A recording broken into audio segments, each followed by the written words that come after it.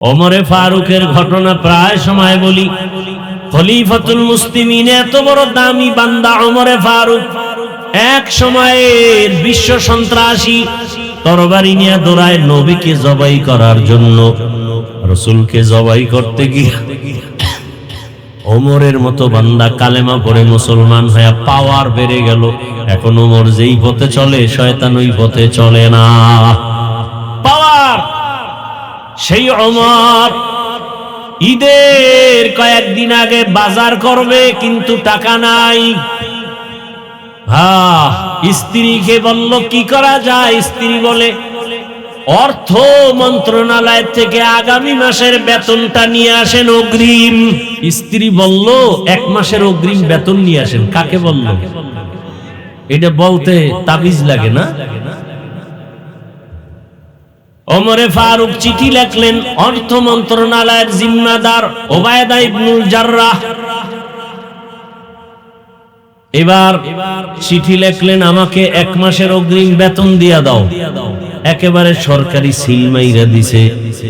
চিঠিটা নিয়ে যখন ইবনুল জাররাহ তার কাছে চলে গেল, তিনি উল্টা দেখা কান্না কইরা আবার চিঠি আর একটা উল্টা লেখছে প্রশ্ন করিয়া, ওমরের কাছে যাও, আমার এই চিঠির উত্তর দিয়া দাও। 2টা প্রশ্ন আছে, জবাব দিলে টাকা দিবে, আর আগে না।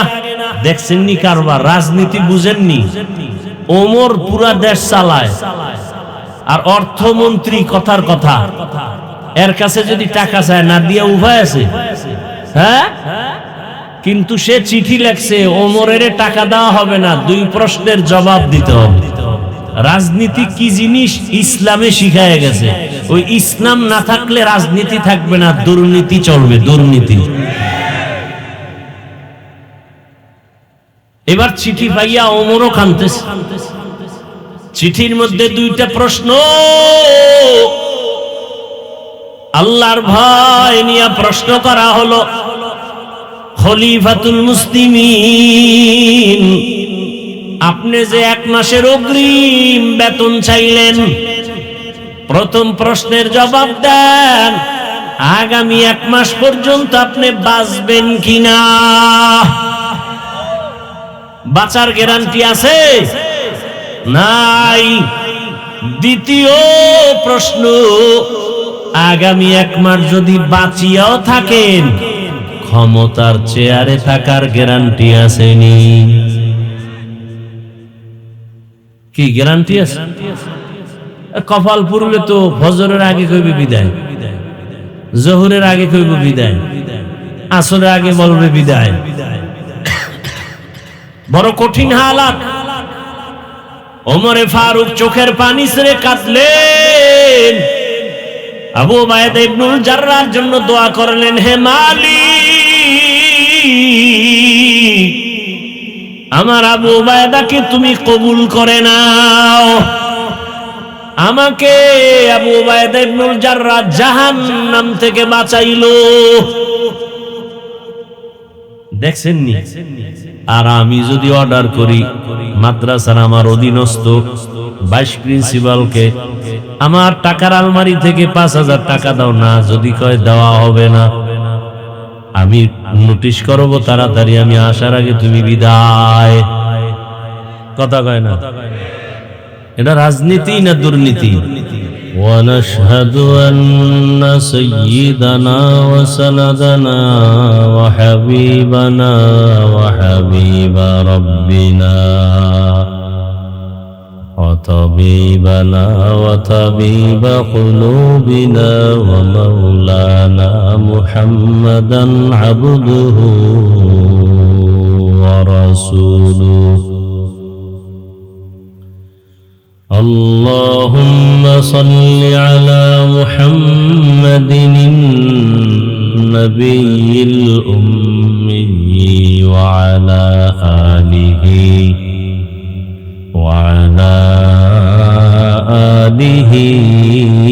وسلم تسليما. وبعد فأعوذ بالله من الشيطان الرجيم. বিসমিল্লাহির রহমানির রহিম।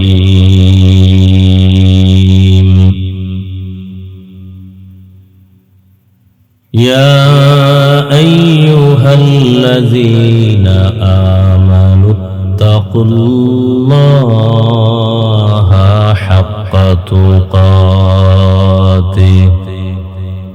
ওয়া লা তামুতুন্না ইল্লা ওয়া আনতুম মুসলিমুন। وقال النبي صلى الله عليه وآله وسلم اتق المحارم تكن أعبد الناس.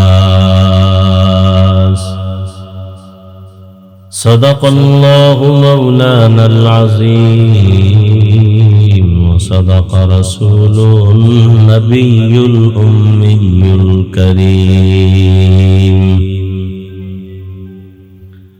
ونحن على ذلك من الشاهدين والشاكرين والذاكرين والحمد لله رب العالمين. سبحانك لا علم لنا إلا ما علمتنا إنك أنت العليم الحكيم. رب اشرح لي صدري ويسر لي أمري واحلل عقدة من لساني يفقه قولي.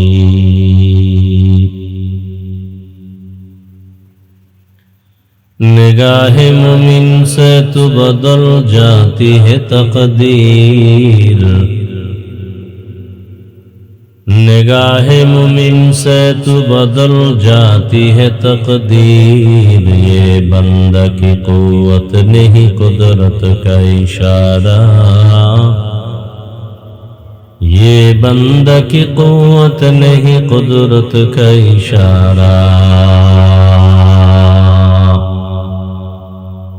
मर्द खैरत तर्क मासी की जरूरत, ऐ मर्द खैरत तर्क मासी की जरूरत.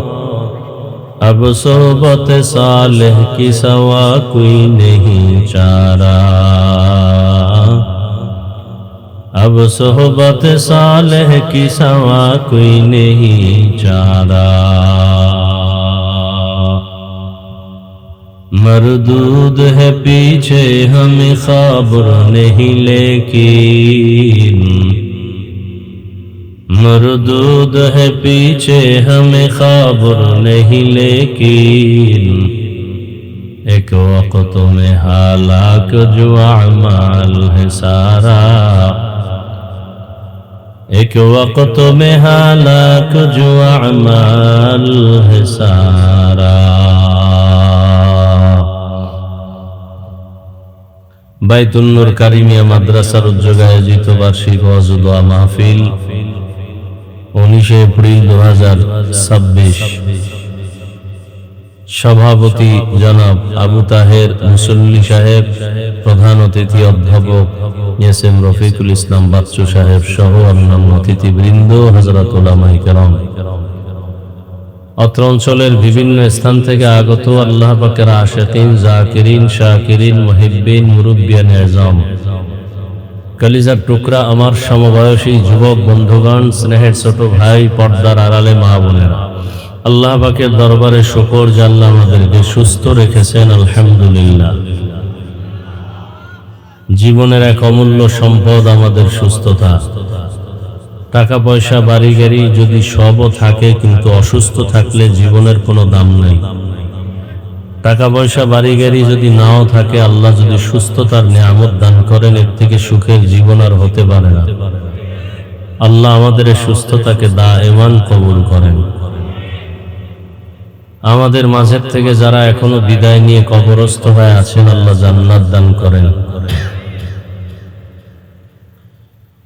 বিশেষ করে রমজানুল মুবারকের ঈদুল ফিতরের আগে পরে যারা অসুস্থ এবং বিভিন্ন দুর্ঘটনায় জীবনকে বিলিয়ে দিল, আল্লাহ তাদেরকে শহীদি মর্যাদায় জান্নাত দান করেন।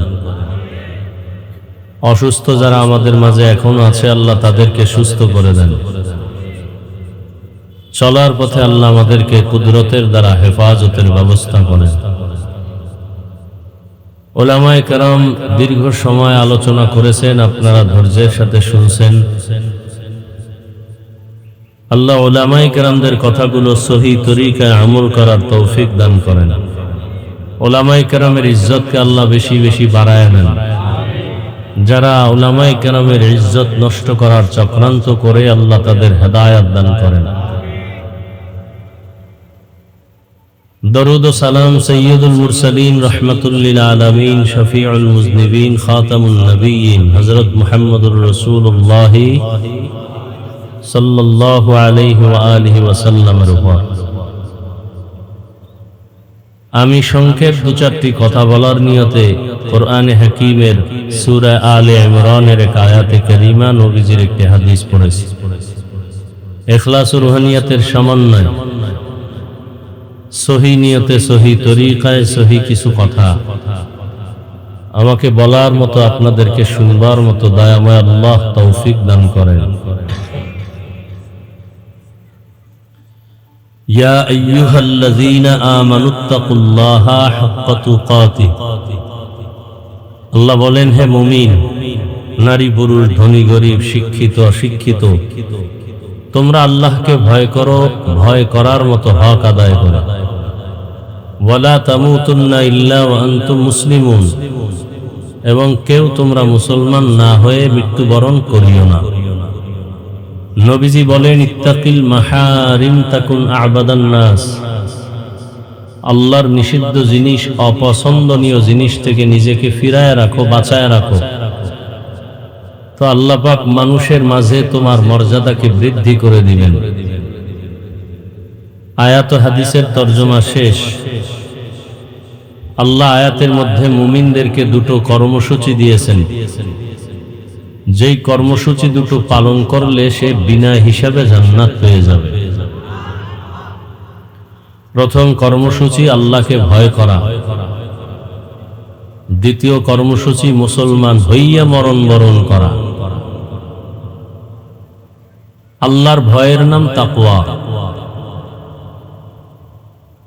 আল্লাহকে ভয় করার নাম খাশিয়া,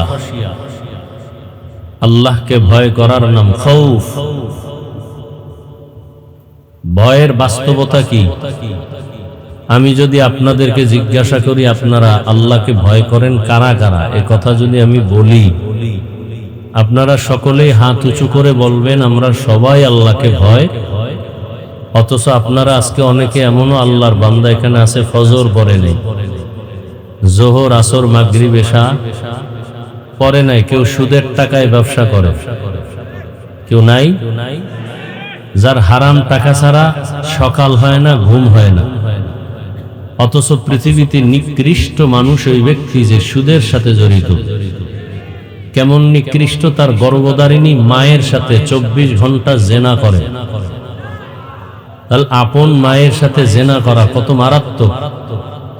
এমতো অবস্থায় সে যদি নামাজ পড়ে কবুল হবে না, রোজা রাখে কবুল হবে না, হজ করে কবুল হবে না, তেলাওয়াত করে কবুল হবে না, দান করলে সওয়াব হবে না, মাদ্রাসা বানাইলে সওয়াব নাই, মসজিদ বানাইলে সওয়াব নাই, তওবা না করে মরে গেলে চিরস্থায়ী জাহান্নাম। কতটা পাপিষ্ট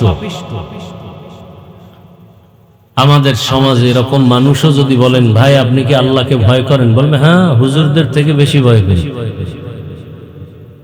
আসলে ভয় কি জিনিস আমরা বুঝি না। বয়ান আপনারা কিন্তু সবাই জানেন, বুঝের অভাবেই সব এলোমেলো। মিথ্যা বলা কি জানেন, অথচ মিথ্যা বলতেছেন কেন? বুঝের মাঝখানে ঝামেলা। আমার বুঝ আর আপনার বুঝে অনেক ব্যবধান। এখানে আমরা যারা বসে আছি, দাঁড়ানো আছি, সবাই মুসলমান কিনা কি একটু চিন্তা করেন। সন্দেহ থাকলে একটু ভাবিয়া বলেন। মুসলমান কিনা চিন্তা করা থাকলে 1 মিনিট চিন্তা করে বলেন যে হ্যাঁ আমার একটু সন্দেহ আছে আমি মুসলমান কিনা। সন্দেহ যাদের নাই তারা বলেন আপনারা মুসলমান। হ্যাঁ, যাদের সন্দেহ আছে তারা চুপ থাকেন। আচ্ছা আমিও মুসলমান, আপনারাও? আপনাদের আল্লাহ আর আমার আল্লাহ দুইজন। খুব ভেবেচিন্তে বলেন, তাল মিলায়েন না। আমার আল্লাহ আপনাদের আল্লাহ, নবী, কোরআন, হাদিস, কাবা, ধর্ম, কালেমা, দুনিয়াতে আসছি সিস্টেম, বিদায় বেলার যাওয়ার সিস্টেমও, কাফনের কাফন কয়টা? 3টা, মহিলাদের 5টা, কালার আলাদা হবে। আমাদের হুজুরদের কাফনের কালার হবে একরকম, আপনাদের তা আর এক রকম। হ্যাঁ, কি কালার হবে? কবরের সাইজ একটু আলাদা, তাও এক। কবরে রাখার পরে প্রশ্ন সব এক। তালে বলছেন না হুশে বলছেন? আল্লাহ এক, নবী এক, কোরআন এক, কাবা এক, ধর্ম এক, কালেমা এক, দুনিয়াতে আসছি এক, যাবো এক, কাফন এক, কালার এক, কবরের সাইজও এক, প্রশ্নও কি? পোশাক কেন আলাদা? বলেন। হয়তো সবাই প্যান্ট শার্ট টাই করি।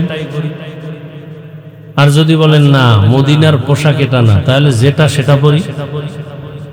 বলবেন চাকরির ক্ষেত্রে তো প্যান্ট শার্ট টাই লাগে, মেনে নিলাম চাকরির ক্ষেত্রে পরেন। মসজিদে কিসের চাকরি? আল্লাহর ঘরে, সেখানে নবীর পোশাক নাই কেন? আল্লাহর ঘরে গেছেন, সেখানে নবীজির পোশাক পরেন না কেন? দেখেন আজকে আপনার আমার আল্লাহ এক, নবী এক, কোরআন হাদিস সব এক, কাবা এক, ধর্ম এক, কালেমা এক, অথচ আপনাদেরকে আলাদা বয়ান দিতে হইতেছে। বয়ান করা দরকার হিন্দু, বৌদ্ধ, খ্রিস্টানদেরকে, যারা আল্লাহ চিনে না, কোরআন বুঝে না, হাদিস বুঝে না, অথচ আপনাদেরকে আলাদা টুপির বয়ান দিতে হইতেছে, আলাদা দাড়ির বয়ান, নামাজের বয়ান, পর্দার বয়ান। কারণ কি? অথচ জিজ্ঞাসা করলে আপনারা সবাই বলবেন নামাজ পড়তে হবে 5 ওয়াক্ত নামাজ, পর্দা করতে হবে ফরজ, সবই আপনারা বলতেছেন। অথচ মানার ক্ষেত্রে এত অনীহা কেন, দুর্বলতা কেন? আমি টুপি খুলতে চাই না, লজ্জা। আর আপনি ভিআইপি মুসলমান, টুপি দিতে চান না, লজ্জা। তাহলে আপনি ভিআইপি মুসলমান, আমরা দুর্বল মুমিন। আমরা দাড়ি কাটলে লজ্জা পাই, আর আপনারা রাখতে লজ্জা পান। কেমন ভিআইপি মুসলমান আপনারা? আমি পর্দা না করলে লজ্জা, আর আপনারা পর্দা করতে গেলে লজ্জা। আমি মসজিদে না ঢুকলে লজ্জা পাই, আর আপনারা মসজিদে ঢুকতে লজ্জা পান। কারণটা কি? অথচ বয়ান তো ডেলি চলছে। এক এক স্টেজে 5-7 জন বয়ান করেনেওয়ালা বক্তা বয়ান করে, পীর সাহেবরা বয়ান করে, তাবলিগওয়ালারা করতেছে, জুমার দিন চলতেছে। আমল নাই কেন? এরপরে আল্লাহ মহামারী করোনা দিয়েও দেখলেন, তারপরও আপনাদের ঘাড় সোজা হয় নাই। কারণটা কি? এই ডেঙ্গু গেল, এই একের পর এক বিপদ, এরপরও যে আমল শূন্য। কারণ কি? আসলে আল্লাহর কথা, কোরআন হাদিস, হুজুর টুজুর, এটি সব মিথ্যা। হ্যাঁ, কি কোরআন মিথ্যা? সত্য কত পার্সেন্ট সত্য? সন্দেহ। কোরআনের মধ্যে মনে হয় নামাজের বয়ান নাই, সুন্নতের বয়ান নাই, পর্দার বয়ান নাই, সবই আপনারা বলতেছেন। তো মানেন না কেন? কারণটা কি? অনেকে বলবে মানতে গেলে তো স্বাধীনতা থাকে না। তো আমগো হুজুরগো স্বাধীনতা নষ্ট করছে কে? বরং আমাদের মতো স্বাধীন এবং সম্মানিত বাংলাদেশ কেন, সারা দুনিয়াতে কেউ নেই।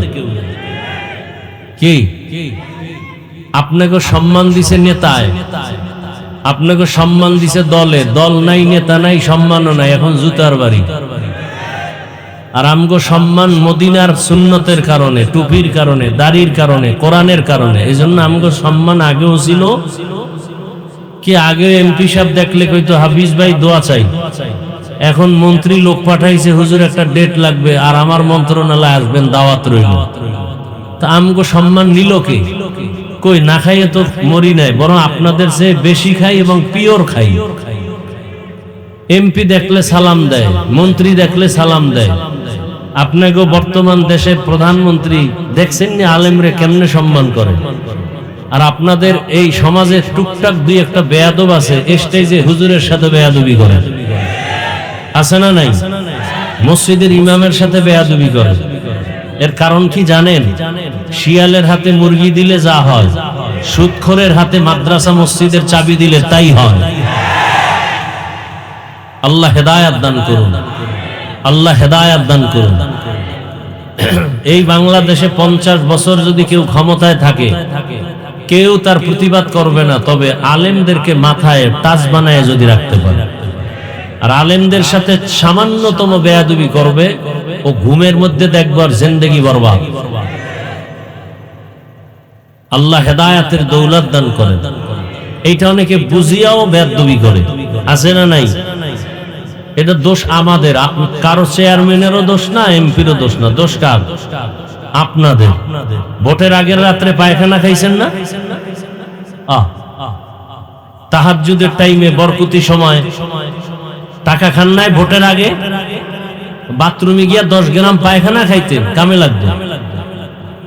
হাসেন না? খুব খুশির কথা। যারা টাকা খাইছে এরাও জালেম, যারা খাওয়াইছে ওরাও জালেম। এরা দেশের দুশমন, এরা মানবতার দুশমন, এরা স্বাধীনতার দুশমন, এরা চোর, এরা ডাকাত। হাজী সাহেবের ইমান শেষ ভোটের আগের রাত্রে। পীর সাহেবের মুরিদের জিকিরের অ্যাকশন, তাবলিগালার চিল্লার অ্যাকশন শেষ। বয়ানে কাম হইব কেমনে? এই যে এতক্ষণ ঘুরাইয়া কইতে আছি, বয়ানে কাম হয় না। কারণ কি? ওই যে আগের রাত্রে পায়খানা খাইছেন। কি না এখানে কেউ খায় নাই? আসতে কোন কেন? হাসতেছেন আপনারা না? আকাম করছেন আবার হাসতেছেন। ওই টাকা খাইয়া যদি আপনার শরীরে একটা রক্ত হয় 1 ফোঁটা, হারাম। ওই টাকা দিয়া বাজার কইরা যদি সন্তান রেখান, সন্তান নিষ্পাপ। আপনি বাবা, কলঙ্কের বাবা, সন্তানকে রক্ত নাপাক করেছেন, আপনি বাপ নামের কলঙ্ক। কই আমগো লাইনের হুজুর বাদ দেন তো, সব হুজুর বাদ। আপনাদের লাইনে জেনারেল পড়ুয়া ব্যবসা করে, চাকরি করে, 1 টাকাও হারাম খায় না, এরম নাই কেউ? চেয়ারম্যান, মেম্বার, এমপি 1 টাকাও হারাম পথে ইচ্ছা করে নেয় না, নাই? RAB, army, police, OC, DC, SP হারাম খায় না, নাই? হুজুর বাদ দেন, সব হুজুর বাদ দেন। আপনাদের লাইনের দিয়ে আমি বুঝাচ্ছি। তাহলে আপনার লাইনের মানুষটা জেনারেল লাইনে থেকে ব্যবসা করে, হারাম খায় না, আপনি পারেন না কেন? বলেন। কিয়ামতের দিন তো জুতার বাড়ি আপনাদের লাইনের লোকের দ্বারা খাবেন, আমাদের হুজুর টুজুর লাগবে না। যে তোমার লাইনের লোকটা ব্যবসা করে নামাজ পড়ছে, তুমি পড়ো নাই কেন? তোমার লাইনের ব্যক্তি চাকরি করে নামাজ পড়লো, তুমি পারলা না কেন? অথচ নবী কি বলেন? বাইনাল আবদি ওয়া বাইনাল কুফরি তারকুস সালাহ। বেঈমান আর মুমিনের ভেতরে ব্যবধান হলো নামাজ। বেঈমান নামাজ পড়ে না, মুমিন কখনো নামাজ ছাড়ে না। বেঈমানের পরিচয় কি? নামাজ। আর মুমিনের পরিচয় কি? নামাজ নাই। জুমার দিন মসজিদে জায়গা নাই, 2 তলা বাড়াও, 3 তলা করো, ফ্লোর বাড়াও। এরা ফজরে কইছিল, এরা সব ইন্ডিয়ায় বেড়াইতে গেছিল না? আবার আসরে নাই। কি এই কাহিনী এই মসজিদে নাই? জুমায় এত মুসল্লি, এরা ফজরে কই, আবার আসরে কই? এই নামাজ এটা একটা তামাশা, একটা নাটক। নামাজ নামে ধর্ম নিয়ে একটা নাটক করা। আবার দেখেন নামাজ পড়তে আইসাও কি মোশান। সালাম ফিরানোর পরে মনে হয় মসজিদে একটা তুফান শুরু হয়ে গেছে, কে কার আগে বের হবে। অথচ সালামের পরে 4 রাকাত নামাজ পড়তেই হবে, না হয় কবিরা গুনাহ, কবিরা গুনাহ, কবিরা গুনাহ। এমন সান কফাইল্লা কেন যে আসলেন নামাজ পড়তে, আবার কবিরা গুনাহ নিয়ে বাড়ি যাইতেছেন 4 রাকাত না পড়ে? কেমন সান কপাল চিন্তা করেন। আসলে আমি মাঝে মাঝে বলি, 5 ওয়াক্ত নামাজ যে পড়ে না তার অভিশাপ। এজন্য জুমায় গিয়েও ফুল নামাজ পড়ে না, সালাম ফিরাইলে দৌড়। 4 রাকাত না পড়ে কবিরা গুনাহ মাথায় নিয়ে বাসায় গেল। আমরা আপনাদেরকে এই কথাগুলো বলি দুশ্মনী এই জন্য, একমাত্র জাহান্নাম থেকে বাঁচাতে চাই। আমিও জান্নাতে যেতে চাই, আপনাদেরকেও জান্নাতে নেওয়ার পরামর্শ দিতে চাই, আর কিচ্ছু না। তবে আমার পরামর্শটা অন্যান্য আলোচকদের থেকে একটু আলাদা। আমি এখানে আপনাদেরকে যে বয়ান করব, একবারও আমি বলবো না আপনারা সব আমার মতো হুজুর হয়ে যান, স্কুল বাদ দিয়া মাদ্রাসায় যান, একবারও বলবো না, ভয় নাই।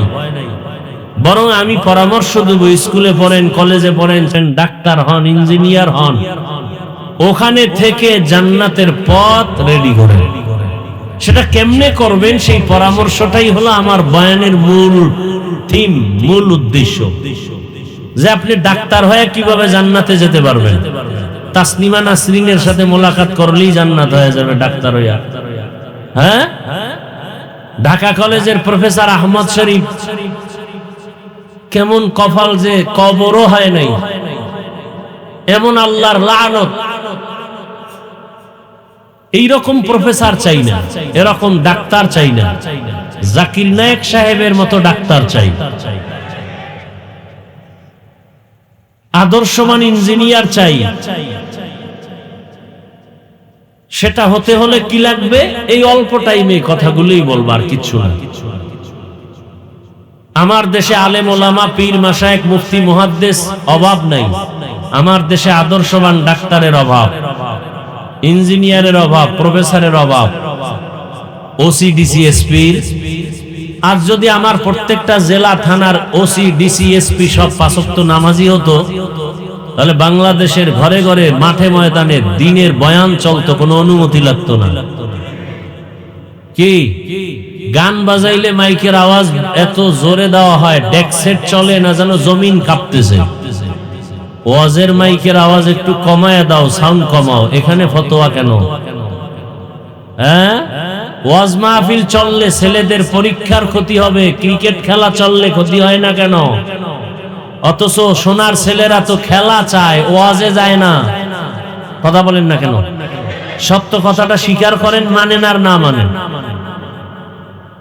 আল্লাহ সবাইকে সহি বুঝ দান করেন। তাহলে এত বয়ানের পরেও কেন আমাদের আমল শূন্য? একটা মেডিসিনের অভাব। কয়টা মেডিসিন? ওই মেডিসিনের নাম তাকওয়া, আল্লাহর ভয়। এখন সবাই বলবে আল্লাহকে ভয় করি, কিন্তু আসলে বাস্তব ভয় কি জিনিস এটা একটু বুঝেন। দেখবেন যেই সন্তান মা বাবাকে ভয় করে, এটা প্রমাণ কি? বলে মা বাবার সামনে সন্তান অন্যায় করে না। কেন? বলে শাস্তির ভয়।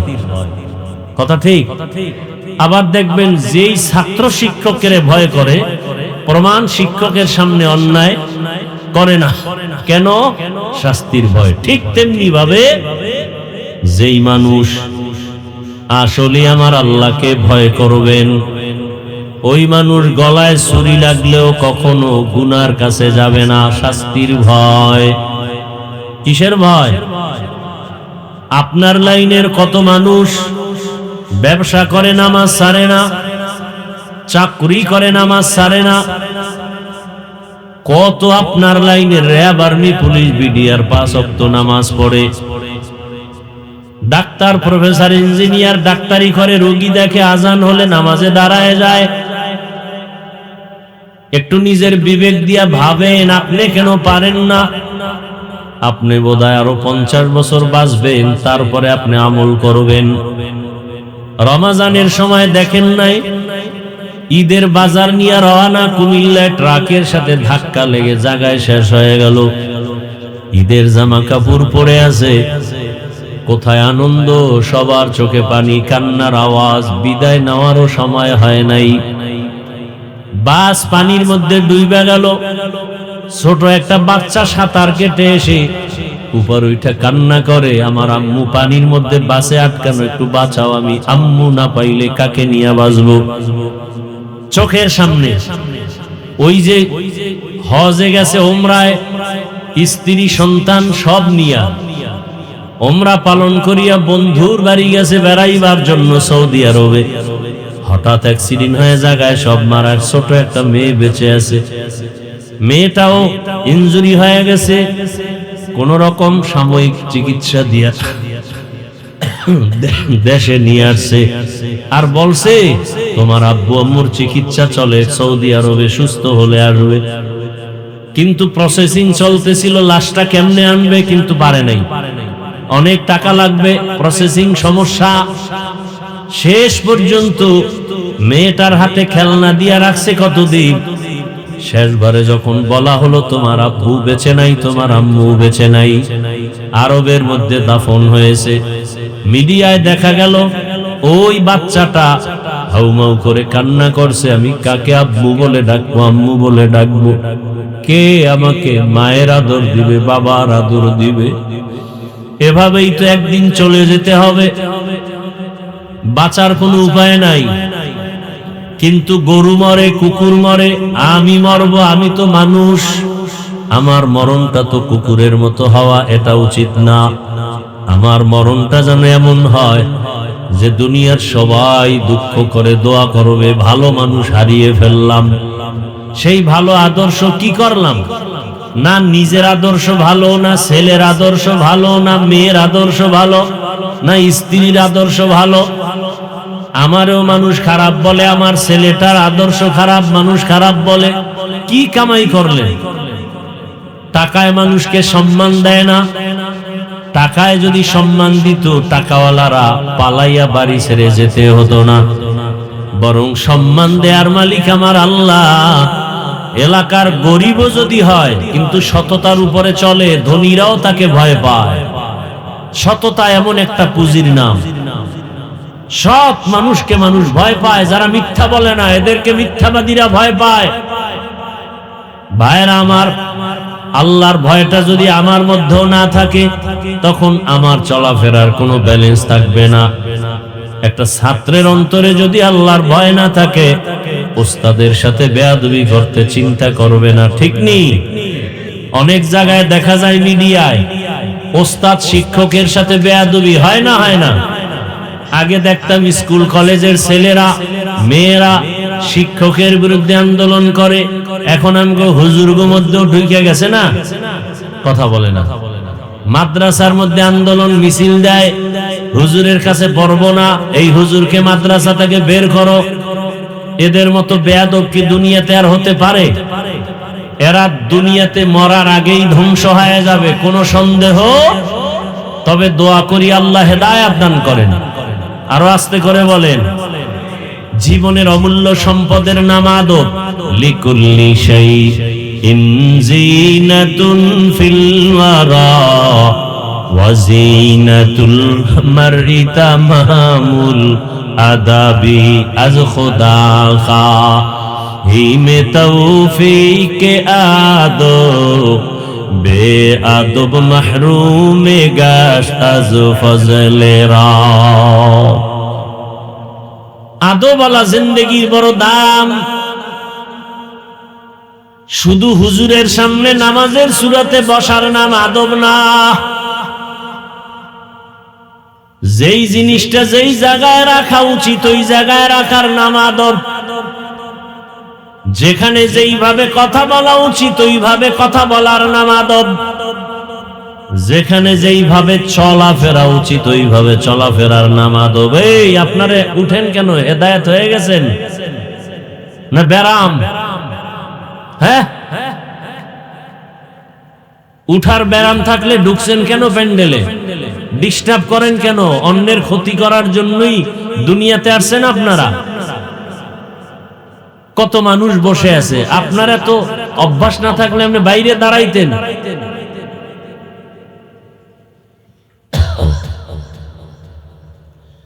আল্লাহ তাআলা বলেন আমাকে ভয় করো। এই ভয়টা না থাকলে কোনো বয়ান অন্তরে আসবে না। এই ভয়টা অন্তরে আসার কারণে যদি আজকে কেউ গোপনে কানে কানে বলে হাফিজ ভাই আপনাকে 1 কোটি টাকা দিব, আপনি দাড়ি কেটে ফেলেন, কল্লা ফালায় দিতে রাজি, দাড়ি জীবনে কাটবো না। কেন? আল্লাহর ভয়। জানি দাড়ির কারণে টুপির কারণে আমাদের অনেকে খারাপ বলে। কি? অনেকে বলে হুজুরেরা মাথা গরম, টুপির কারণে মাথা গরম, মাদ্রাসায় পড়লে চাকরি পাওয়া যায় না, কত বাজে কথা। মানে তার মার ছিঁড়ে গেলে যা হয়। এখন আমরা মাদ্রাসায় পড়লে লাভ কি? ওখানে পড়লে ডাক্তার হওয়া যায়, কয় না, তো পড়ে লাভ কি?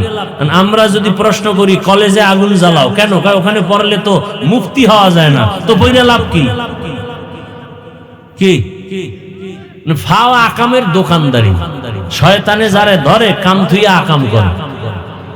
কত লক্ষ যুবক চাকরি পায় না, সার্টিফিকেট নিয়ে কামতেছে, এগো নিয়ে চিন্তা নাই। আমাকে হুজুর নিয়ে কিছু অ্যালার্জি আছে কিছু মানুষের, মানে দেখতে নারী চলন বাঁকা। কই আমরা হুজুরে রাখি চাকরির জন্য কান্দি। আমাকে করোনায়ও আমরা মরি নাই, এখনো মরি নাই, মাদ্রাসাও বন্ধ হয় নাই, না খাইয়াও মরি নাই। আমাকে 5 টাকা এতেই 5 লাখ টাকার বরকত। কি সরকারি যারা চাকরি করে, বেসরকারি চাকরি করে, ডিউটি কয় ঘন্টা বলেন? বেতন কত? নিম্নে বেতন কত? 20,000। কত? 20,000 বেতন, ডিউটি মাত্র 8 ঘন্টা। এরপরে বাম হাতে আরো কত মুক্তা পায়, টেবিলের নিচে হাত দিলেই মুক্তা, পাইলেই রাতারাতি আঙ্গুল ফুলে কলা গাছ। কথা কন না? আচ্ছা এবার বলেন তো, আপনাদের এলাকায় মসজিদ আসেনি? মসজিদের ইমাম সাহেবদের ডিউটি কয় ঘন্টা? বলেন না কেন? বেতন কত? এই জুলুম থেকে কবে বাঁচাবেন এই জাতিকে বলেন? আপনাদের বিবেকের উপরে ছেড়ে দিলাম। সরকারি বেসরকারি ডিউটি করে 8 ঘন্টা, বেতন 20,000। মসজিদের ইমাম সাহেবের ডিউটি 24 ঘন্টা, বেতন 5,000, 6 মাস বাকি। কারণ কি? এখন আর কথা নাই, শেষ। একেবারে বুদ্ধি শুদ্ধি সব তলায় গেছি, এখন আর অ্যালার্জি নাই। সভাপতি সাহেব বেতন দেন কত মসজিদে? কয় 100। সেক্রেটারি সাহেব গরিব, কয় না সভাপতির থেকেও ধনী, আপনি দেন কত? 50। কেন? সভাপতির থেকে ধনী হলে সে 100 দিলে আপনি 50 কেন? কয় বেশি দিলে বেদবি হবে। আছে না নাই? তাহলে মাত্র 5,000 বেতন ইমাম সাহেবের, 6 মাস বাকি। এরপর ইমাম কি রিমান্ডে রাখে? ইমামরে রিমান্ডে, জোহরের নামাজে নাই, আসরের সময় গেটের সামনে একজনে ধরে ফেলাইছে, এই হুজুর জোহরে ছিলেন কই? কে তুমি? এত বড় ধমক দাও? আমি রিক্সা চালাই। পাওয়ার কি? 5 টাকা বেতন দেই, সেই পাওয়া। এরকম বেয়াদব আছে না নাই? আমার কথাগুলো বুঝতেছেন? বিবেকের ভিতরে কিন্তু একটু রাখেন কথাগুলো, কামেলান। হেদায়েত যে হয় না তার কারণ কি? আল্লাহ বিবেক দিছে, একটু ভাবেন। আপনারা সরকারি চাকরি করেন, বেসরকারি আবার আন্দোলন করেন, বেতন বাড়াও, নাইলে গদির মধ্যে লাল বাতি জ্বালায় দেন। ইমাম সাহেবের 5,000, 24 ঘন্টা বেতন, ডিউটি। কত বাজে কথা বলেন! ইমাম সাহেব আন্দোলন করছে কোনদিন? জুমার দিন বলছে, এই আসরের আগে বেতন যদি 30,000 না করো, আসরের নামাজে সূরাগুলো উল্টা পড়া হবে, বলছে কোন ইমাম সাহেব? এরপরও যারা আলেম ওলামারে দেখতে পারে না, এরা নিকৃষ্টতম বেয়াদব। এদের মতো বেয়াদব পৃথিবীতে আর কেউ হতে পারে না। আর আমাদের মধ্যে কিছু বেয়াদবি চলতেছে। ছাত্ররা আলেমদের সাথে বেয়াদবি করে, শিক্ষকের সাথে বেয়াদবি করে। আল্লাহর জাতের কসম করে বলে গেলাম, যদি এই বেয়াদবি অব্যাহত থাকে তাহলে জিন্দেগি মরার আগেই ধ্বংস হয়ে যাবে। এরে আমার যুবক বাবারা, পর্দার আড়ালের মা বোনেরা, বৃদ্ধ বাবাজি, অনুরোধ করে বলছি, আমার যুবক তুমি স্কুলে পড়ো, কলেজে পড়ো, চাকরি করো, ব্যবসা করো, বাধা নাই। তুমি স্কুলে পড়ে ডাক্তার হও, ইঞ্জিনিয়ার হও, প্রফেসর হও, ওসি, ডিসি, এসপি হও, দাবি আমার একটা, সারা বাংলাদেশে বেয়াদব হইও না। কি হইও না? বেয়াদব হইও না। বলতে পারো হাফিজ ভাই ডাক্তার হবে, ইঞ্জিনিয়ার হব, বেয়াদব হব না, তার ব্যাখ্যা কি? 3 জায়গায় বেয়াদবি করা যাবে না, করলেই মরার আগে জীবন ধ্বংস। কয় জায়গা?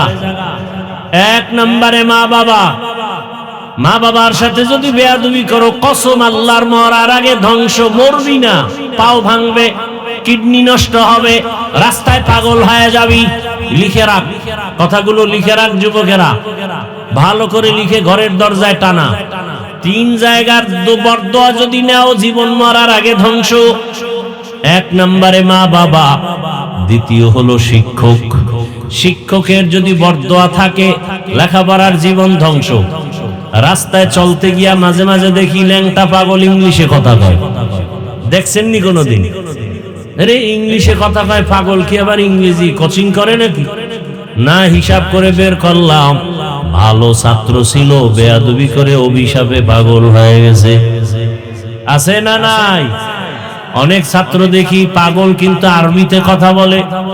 ওই মাদ্রাসায় ভালো ছাত্র ছিল, শিক্ষকের সাথে বেয়াদবি করে পাগল হয়ে গেছে। ও ছাত্র বাবারা, পায়ে হাত রেখে বলি রাগ করবা না। এ দুনিয়াতে তোমার আপন আমি, আমি গর্ব করে বলি তোমার একমাত্র আপন আমি। তোমার মা আপন না, বাবা আপন না, সব স্বার্থপর। স্বার্থে আঘাত লাগলে মা বাবা সন্তানের জবাই করে। কোথায়? ইন্ডিয়ায় না সোনার বাংলায়? বাবা তার মেয়েকে হোটেলের মধ্যে নিয়ে কয় আজকের রাতে তুই আমার কাছে স্ত্রীর মতো। কেমন দেশে আছি, কেমন জমানা, বড় কঠিন হালাত। এখন মেয়ে গুম হয়ে যায়, ছেলে গুম হয়ে যায়, বিচার নাই। সঠিক বিচার থাকলে বাংলাদেশ ঠান্ডা করতে মাত্র 1 মাসের টাইম। 1 মাস। পলিথিন বন্ধ করো, বন্ধ করো, দোকানপাটে বন্ধ করে লাভ কি? ফ্যাক্টরিতে আগুন জ্বালাও, সব ঠান্ডা। কি আসল জায়গায় না বিচার করতে হবে? প্রত্যেকটা মন্ত্রণালয় থেকে ঘুষ বন্ধ করে দেওয়া হোক। আর এখন তো মিডিয়ার যুগ, সব লাইভে। 6 মাসের কারাদণ্ড ঘুষ খাইলে, প্রমাণ পাইলে 1 মাসে বাংলাদেশ সোজা হয়ে যাবে। 1 মাস। এর নাম আল্লাহর ভয়, তাকওয়া। আল্লাহর ভয় তাকওয়া না থাকলে হবে না। ওই রোহিঙ্গা ওলামায়ে কেরাম 5 টাকা ভাগ করে অর্ধেক দিয়ে আসছে রোহিঙ্গাদেরকে, আবার আরো অনেকে দিয়ে আসছে। কিন্তু আলেমরা আল্লাহর কাছে দোয়া করছে, বিনিময়ে কিছু চায় নাই। আর অন্যরা গিয়া ব্যানার টানাইয়া এনজিওর শাখা খুলছে। শাখা, এনজিওর শাখা হইলা বলে এইবার টাকা নাও, মাসে মাসে কিস্তি দাও। আসেনি? কিস্তি যদি না দিয়া মরে, কবরের কাছে গিয়া লোকেরা দাঁড়ায়, লাশ কবরে নিবি না, কিস্তি আদায় কর। আছে না নাই? বড় কঠিন হালাত। এই কথাগুলো আমরা যদি আপনাদের না বলি, কে বলবে? জাহান্নাম থেকে বাঁচাবার জন্যই বলি, আর কোনো স্বার্থের জন্য বলি না। কারো সাথে কোনো আদাওয়াতি দুশ্মনী নাই। আল্লাহ সবাইকে হেদায়েতের দৌলত দান করেন, তাকওয়াওয়ালা জিন্দেগি দান করেন। ও আমার যুবক বাবারা, যুবক বাবারা, স্কুলে পড়ো, কলেজে পড়ো, চাকরি করো, তোমার মতো কত ছেলে 5 ওয়াক্ত নামাজি স্কুল কলেজে আছে না নাই? তুমি কেন পারবা না? তোমার মতো যুবক রাস্তায় গাড়ি চালায়, নামাজ পড়ে, তুমি পারবা না কেন? আল্লাহর ভয় অন্তরে জমা করো। আল্লাহর ভয় যখন অন্তরে থাকবে, মরিয়া গেল সে হারাম খাবে না। রাজনীতি শিখায় ইসলাম, ইসলাম ছাড়া অন্যগুলো শিখায় দুর্নীতি আর পেটনীতি। আচ্ছা, এখানে অনেক শিক্ষিত লোক আছেন, বলেন তো আল্লাহর কোরআনে রাষ্ট্রনীতির কথা নাই? আল্লাহকে সাক্ষী রেখে বলেন, বলেন নাই? সুলাইমান নবী গোটা দুনিয়াটা চালান নাই? ইউসুফ নবী মিশরের অর্থমন্ত্রী ছিলেন না? কথা বলেন, এটি কোরআন শরীফে নাই? তো কেন বলেন কোরআনে রাজনীতি নেই? কেন বলেন? বলেন তো আমাকে। আপনি করেন না সেটা ভিন্ন কথা। যেমন এখানে অনেক আছে নামাজ ঠিক মতো পড়ে না, তার মানে কি নামাজের বিরোধিতা করে? নামাজ না পড়া এক জিনিস, নামাজের বিরোধিতা করা। আপনার ইসলামের রাজনীতি করেন না সেটা আলাদা, কিন্তু ইসলামের রাজনীতির বিরোধিতা করা তো এটা আলাদা না, এটা তো বেঈমান হওয়ার কথা। ভাইরা আমার, এই এক দলের মাথা গরম হয়ে গেছে। কি যে হুজুর যা একটু ভালো আছিলেন গেছে লাইন ছাড়া, আছে না নাই? সমস্যা কোথায়? এই চশমার আয়না কালো, স্টেজে আইসা দেখে কয় কাপুর কালো কেন? কয় কেয়ামত আয়ে গেছে, যুদ্ধ চলতেছে তো। বাতি কালো কেন? কয় এটাও কেয়ামতের আলামত। মানুষগুলো কালো কেন? কয় এটা 3 নাম্বার আলামত। আর একজনে কানে ধরে কয় বেয়াদব, সব ঠিক আছে, তোর চোখের চিকিৎসা কর। তাবলীগ ভালো, ইসলাম ভালো, কোরআন ভালো, হাদিস ভালো, ওলামায়ে কেরাম ভালো, মাদ্রাসা ভালো, যারা বলে খারাপ ওদের অন্তর খারাপ। অন্তরের চিকিৎসা করো। ও আমার যুবক, এতক্ষণ আলোচনায় কি বুঝলা? স্কুলে পড়া যাবে না, কলেজে পড়া যাবে না, যাবে তবে পার্কে যাওয়া যাবে না। স্কুলে পড়া যাবে, কলেজে পড়া যাবে, গাঞ্জা খাওয়া যাবে না। স্কুলে পড়া যাবে, কলেজে পড়া যাবে, শিক্ষকের সাথে বেয়াদবি করা যাবে না, মা বাবার সাথে বেয়াদবি করা যাবে না, ওলামায়ে কেরামের সাথে বেয়াদবি করা যাবে না। ঢাকা কলেজে গিয়া তাকাইয়া দেখো কত ছাত্ররা কলেজে ক্লাস করে, মাথায় পাগড়ি, মুখে বড় দাড়ি, বড় জামা, নাই বিড়ি খায়, মদ পান করে। তুমি কেন পারবা না? ও পর্দার আড়ালে মা বোনেরা, আপনার মতো মা কত দামি এই দুনিয়াতে আর কেউ নাই। সব নবীদের মায়ের মতো আপনারা, আপনারা নবীদের মা, সাহাবায়ে কেরামদের মায়ের মতো মা, বড় পীর আব্দুল কাদের জিলানীর মায়ের মতো মা, খাজা মঈনুদ্দিন চিশতি আজমিরি রহমাতুল্লাহ আলাইহির মায়ের মতো মা।